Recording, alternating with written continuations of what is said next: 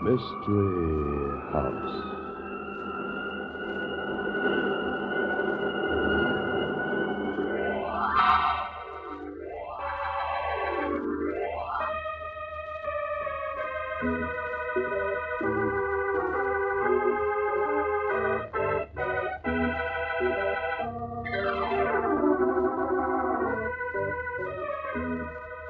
Mystery House, that strange publishing firm owned by Dan and Barbara Glenn, where each new novel is acted out by the Mystery House staff before it is accepted for publication. Mystery House.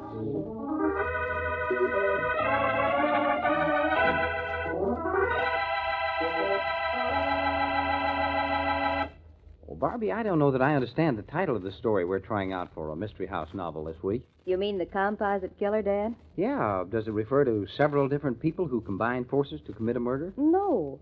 Haven't you ever seen a composite picture? Well, to be honest with you, I don't know. Oh, of course you have. In the movie magazines. Well, I'm not a movie magazine reader. Detective stories are more in my line. Well, an artist takes maybe Dorothy Lamour's eyes and Alexis Smith's nose and Ann Sheridan's hair and Hedy Lamar's ears and Betty Davis's mouth, puts them all together to make a composite picture of someone who never existed. Oh, I see what you mean, Mrs. Glenn. The pictures are fake. Well, not exactly. Every part of it is true to life, but... But put together, it doesn't spell truth. Well, I'm a solid fact man myself.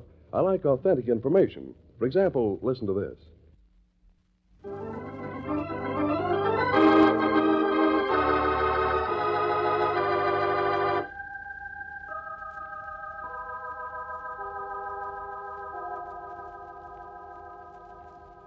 Okay, places, everybody. And set the scene for tonight's story, will you, Tom? The Composite Killer. Tonight's story opens in the office of Captain Hedges, police detective. A slender, aesthetic, if cynical young man sits across the desk from the captain, sizing him up. I suppose you wonder why I asked the Chronicle to send an artist over to headquarters, Maney. Mine not the reason why, mon capitan. Where the Chronicle points its finger, there go I. Your paper's yelling at us about not solving the Dorothy Latimer murder. Don't tell me you're sensitive, mon capitan. I always thought only artists were sensitive. Artists who aren't quite good enough to make the grade and end up by hacking away on a newspaper. They said you were the best man in their art department. They damn with faint praise. They said you have imagination, Maney. A severe criticism. I try to hide it. We're pretty close to solving that murder. Now, I know. The police are working on secret clues and feel that the murderer will be apprehended within the next 24 hours. The Chronicle carried that one day before yesterday. There's nothing secret about our clues. This killer ought to be a cinch to catch. He left so many clues, he might just as well left his calling card. And you're just holding off to make it look like a hard catch? Maney, we've got everything except our man. Now, the Latimer girl was a beauty. She had so many boyfriends, we know we're never going to get to all of them. From what we've learned, she was a gold digger. Sounds like a sweet kid. Had a beautiful apartment, fine clothes, good jewelry. She had a string of jobs you could write pages about. None of them requiring any real work. I've been looking for that kind of a job for years, Captain Hedges. She was as cold and heartless as any human being could be. She was playing for big game. She finally found it. You mean the letters you uncovered that showed she was going to marry Wilton Morris III? Yeah. Has it ever occurred to you that she might have been in love with the boy in spite of all his money, mon capitan? Sure. We found a couple of her girlfriends who said that she told them that Wilton Morris was strictly a dope, but in the right money bracket. I love mystery stories, Captain Hedges, but how does all this concern me? Well, we've narrowed things down, Maney. The logical assumption is that Dorothy Latimer was killed by a disappointed or disgruntled suitor. Somebody who couldn't stand to see her marry Wilton Morris III. Well? We start with the assumption that the murderer was, an attractive-looking person. If he didn't have as much money as Wilton Morris, he had to be attractive to be in the running. Captain, you amaze me. A detective who's a student of human nature. The murderer got into the girl's room from the fire escape through a very narrow window. He had to be thin to make it. Attractive, thin. Now, we've tested the street-level part of the fire escape, and you'd have to be at least 6'2" to reach it and pull it down. I think I see what you're driving at. Several people saw a man loitering near that fire escape at 1 o'clock the morning of the murder. Couldn't they give you a description? Altogether too much description. We've talked to 3 people. and they disagree on most points. But their descriptions checked in a couple of respects. The man had a long, thin face. They were all three positive of that. Yes, I know the type. His hair was dark, and we can't be sure what color, but dark. Go on. And all three people who saw him were a little frightened at one thing. The way this man stared at them. 1 o'clock in the morning? I don't blame him. Now, I get the idea that he had small, deep-set, sharp eyes. Eyes with a brazen look. Two of the people said that they... pardon me. Said that they might have known more of what he looked like, but his stare got their goats. They looked the other way. He looked them in the eye, and he made them turn their heads the other way. Yeah, the eyes are important. Always. And the marks on the girl's throat indicate that he had a stubby hand as hard as iron. She fought like the devil and never had a chance. The fingers don't tell me much. No. Well, to me, hands like that on a tall, slender man indicate a tough, muscular neck, too. Smart boy, mon capitan. I'd have missed that. While he was strangling her, she clutched at his face. At least, that's the only reason I've been able to figure for the bite on her forearm. Here's a print of the marks. Small mouth, but big teeth. Right. Now you're catching the spirit. Here are photographs of 3 suspects.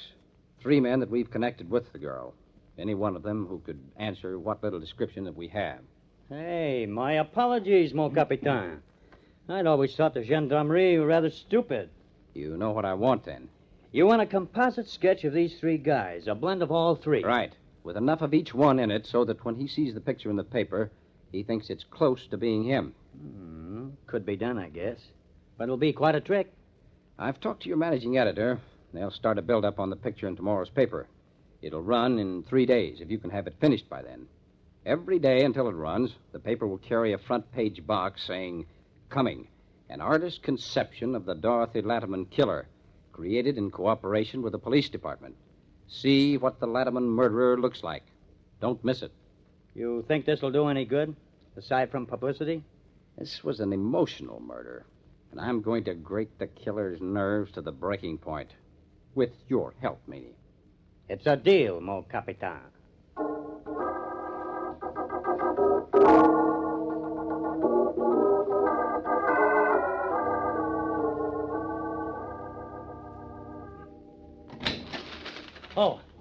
Oh, it's you, honey. I thought Oh, Jed, you don't need to be so fussy about your old picture, covering it up like that when I came in. I don't care about seeing it anyway. Oh, it's not that, honey. Well, I've had orders from headquarters. Nobody's to see it till it's ready. Going to eat midnight lunch with me tonight, Jed? You haven't asked me. Why, matter of fact, honey, I'm not going out to lunch tonight. I'm working right through on the picture. But it isn't supposed to run till day after tomorrow. Sorry, honey, that's the way it is. This thing's important and, well, kind of dangerous. Oh, you. Drawing a portrait dangerous. The daring young artist, Jed Maney. Go ahead and laugh, but I'm working under orders and I'm going to follow them. But, Jed, you're really serious about this stunt, aren't you? You're always poking fun at everything we do around the Chronicle. I've got to hurry, honey. If I expect to get this thing done by closing time, All right. I won't bother you. I never thought I'd have a picture for a rival. Oh, it's not that, honey. It's just... Oh, nuts. Can't you give a guy a break when he's busy? Well, if that's the way you feel about Don't be sore. Tomorrow night I'll give you loads of attention. I'll scrape and bow You'll do and... nothing of the kind.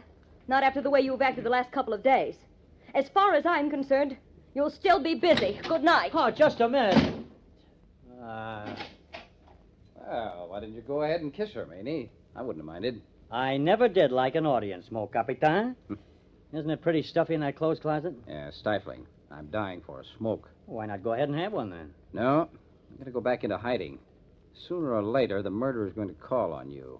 And I'm going to be here when he does. So, back to my hole. I think I'll use suspect number 3's ears. They're the largest. Who the devil are you?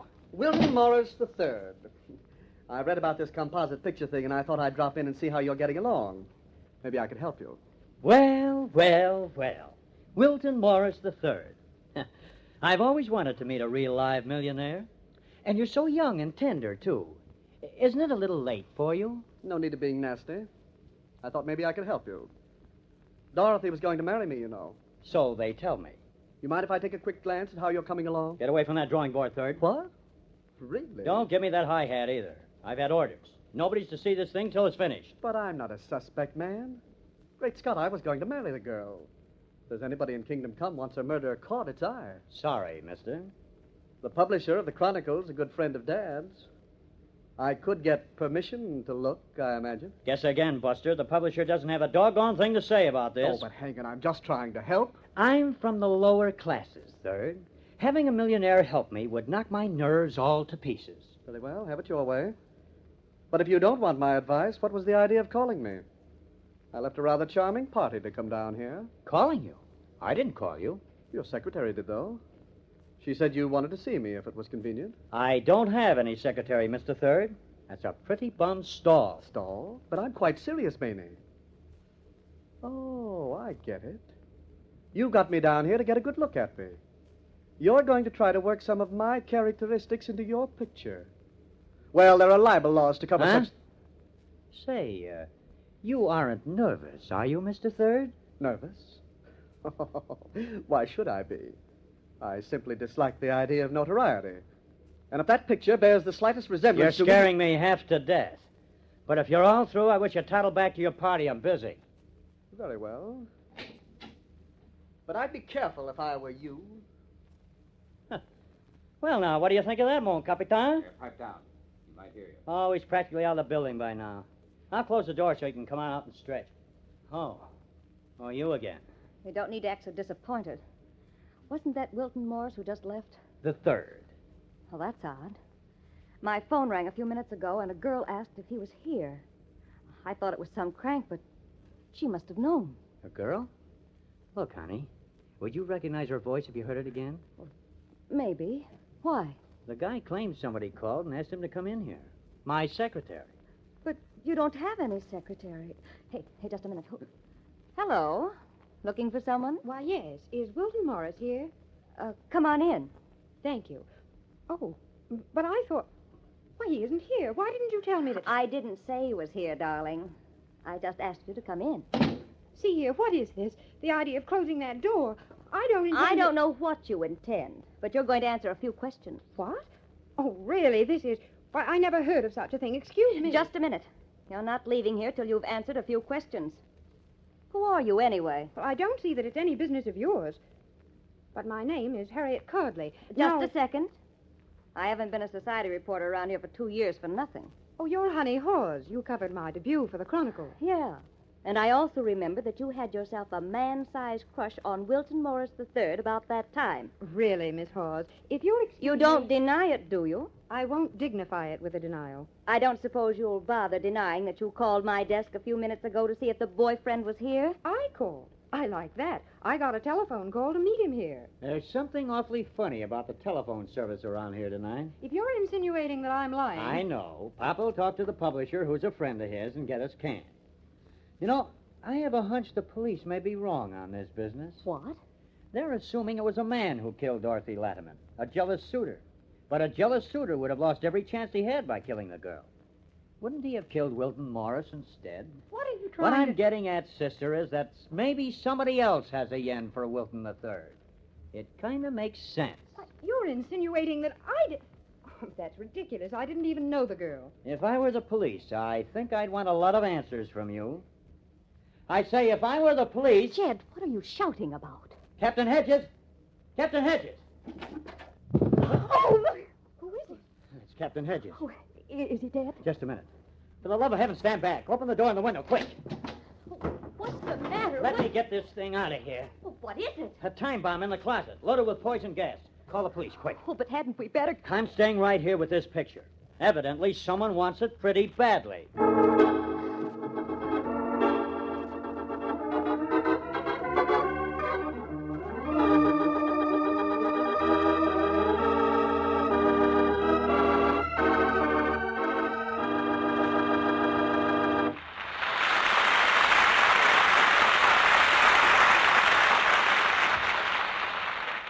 A poison gas time bomb. Neat idea. Mm-hmm. Quiet, unobtrusive, efficient. The question is, who put it in the clothes closet of Jed Maney's office? Well, we'll find out in the second act of tonight's story.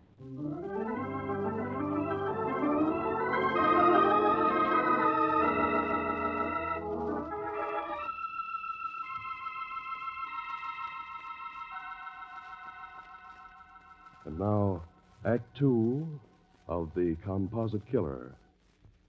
The time is 4 o'clock in the morning, and the Chronicle office is pretty much deserted.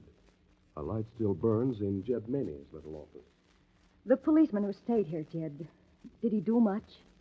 Asked a lot of questions, took the measurements of the clothes closet. Wanted to know who could have seen Captain Hedges come into my office. But how did he get in? I didn't know he was here. His being here was the reason I didn't want to kiss you, remember? I was embarrassed. What? You crazy goon. Bashful at this late stage? All right, you're forgiven. When you and the charming Harriet left the police station, how was Hedges getting along, did they say? No, but they didn't seem to hold out much hope. They said it was just luck he wasn't dead when we opened the clothes closet. Neither Harriet nor Wilton III went near that clothes closet while they were here. I can't figure out... Almost anybody could have left that time bomb, Jed. You're never here during the day. You never locked your office. But it still doesn't make sense. Well, the police put out a lot of publicity about this picture you're doing. The murderer could have walked in and planted that bomb any time after 6 o'clock last night. Yes, but nobody knew Hedges was there. The murderer was probably watching this place like a hawk. Put yourself in his place. All this whoop-de-doo about the killer's picture, Captain Hedges in charge of the investigation. That's easy to figure. I won't rest easy till I get that picture finished and into the hands of the engravers. What, Jed? You don't mean you're going ahead after what's happened? Of course I'm going ahead. It's more important now than ever. What does the picture look like, Jed? Sorry. But it wouldn't hurt to let me see it. I know how to keep a secret. Have I ever let you down? You'll see it in the Chronicle. But I'll just take a quick look. Get away from that drawing board. What? You heard me. I'm not fooling, honey. Jed, you almost frightened me. After what's happened, you should be frightened. I'm not trusting anybody up to and including you. Well, you surely don't think Somebody's committed a couple of murders, honey. I'm not anxious to be added to the list. I'm sorry to be so rough about it. I'll probably apologize tomorrow night, but for now, that's how it stands. Well, all right, Jed. That's the way you feel. Going home? No. I'm going to finish the picture.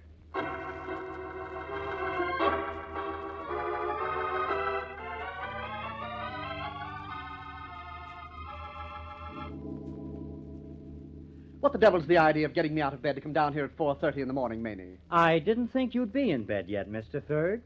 And you seem so terribly, terribly anxious to see my latest work of art. You see, the picture is finished. But you know, I don't think you're going to like it. Here. Why, wait a minute. What? Recognize yourself, Mr. Third? Well, it isn't a picture of me, and yet it is. That's right, Mr. Third. It takes a clever artist to make a picture like that. You, and yet not you. But close enough so anybody would recognize it. You think I killed Dorothy Latimer? I know you did, Mr. Third. Indirectly. Oh, no, you're on the wrong track, Maney. I didn't kill her. I don't know who did. You don't, Mr. Third? Not even now? What? I killed her, Mr. Third. Captain Hedges knew it. He knew it all along. Oh, you're joking. You couldn't When possibly... Hedges told me that Dorothy Letterman had held a lot of different jobs and they had pages of dope on all of them, I knew. I wasn't picked to do this picture for my artistic genius. He was playing with me, waiting for me to get excited and make a slip. Oh, he was a smart cookie, even if he did underestimate me. What do you mean about the jobs? Dorothy was an art model at one stage of her career. She quit because a certain poor artist got too serious, bothered her too much. And you killed her? The only thing in the world that ever interested her was money. She was responsible for my taking this stinking job to try to get enough money to rent a little apartment and get married. You must have been extremely fond of her to kill her in such a brutal fashion. The funny part of it is, Mr. Third, I didn't intend to kill her. I couldn't believe her story about her engagement to you, and I went up to talk to her. She laughed at me, made fun of me. I went crazy mad. I wanted to hurt her as much as she was hurting me. I'd say you hurt her more. At least more permanently. Oh, no. But there was real satisfaction in grinding my fingers into that lovely throat. I even bit her arm when she tried to stop me. Yes, but your name was never mentioned as a suspect. I took every present she'd ever had from me. Every letter. I erased myself from her apartment. I planted the fire escape business. Oh, I gave the police plenty wrong clues. But some way Hedges caught on. He didn't have proof, but he knew. Why do you tell me all this? Because I want you to understand what it's all about. Why you're being framed. I? Framed? Oh, you think you can convict me of a murder you committed just by drawing a fantastic picture of me? Hardly. You really are mad. The picture's going to take care of you, all right. You are going to be convicted. I'm not much worried. You've been here before tonight. It's established that you came here to look at the picture, and I wouldn't show it to you. Yes, but what does that have to do with it? What are you up to? Those telephone calls to you and your Harriet will be checked, of course. Who? A public stenographer made the calls, Mr. Third. She got her instructions over the phone and was told to send the bill to me. I don't know a thing about it. At least that'll be my story, and it'll stick. You think those calls will convict me of a murder I didn't commit? You are batty. Batty like a fox. Being an artist is useful in more ways than one. I know my anatomy pretty well. What? Try to talk sense. I'm talking sense. I put this drawing board over in the corner, see? Very interesting. It'll get more interesting as it goes along. Now, I lay this knife on the board. Just so. The handle presses against the wall, see? What do you think you're going to do? Incidentally, that knife is from your cabin up at the lake, and it's loaded with your fingerprints. Now I scooch down. Have to be sure to hit exactly the right spot. You... Look out! Oh, it's a good trick, isn't it? Yeah, it takes nerve, plenty of nerve. But when you're fighting for your life, you have nerve to spare. Let's see. Yeah. Yes, that's exactly right. Now I back into the blade of the knife, firmly, steadily. Oh, you fool, you'll kill yourself. I can't let you commit suicide. I won't kill myself, Third. But it'll be close. Close to the heart and close to the spine. It worked, Third. Just like I planned. You're through. You're licked. Where's the telephone? Who you calling, Third? Doctor? Doctor or police? Both. Won't do you any good. Don't you see? Me, stabbed in back. Your knife. Your picture on the drawing board. Your picture. The killer. I say you came in, saw a picture and stabbed me. You're through. But why should you try to do this to me? Why? You with nothing but money to offer. You stepped in with your money and tore down all my hope. I hate you. But I thought you were in love with the pretty little society reporter, Honey Hawes. She was just around. I had to cover up some way. That was an act. Honey, he got me. I'm gonna die. Hospital, quick. He saw a picture. He stabbed me. Save it, Jet. You'll need your strength. Hospital, quick. Get police. Police to arrest him. You don't seem to realize, Jet. I've heard your entire scene with Mr. Morris. What? Oh, thank heavens, Miss Hawes. After what had happened, Jet, when you insisted on staying and finishing that picture, I was frightened to death. Frightened for you. For you, understand that? I was afraid the murderer would come in and try to kill you. You've been here all the time. Yes, because I thought I loved you. I was standing by with a revolver. I wanted to help you. You. Great help. Oh, Captain Hedges. Yeah, we're getting a little stuffy in that clothes closet. There's nothing more to hear anyway. But you. Poison gas. Hospital. Hey, teach you how to look out for yourself on the force, Maney.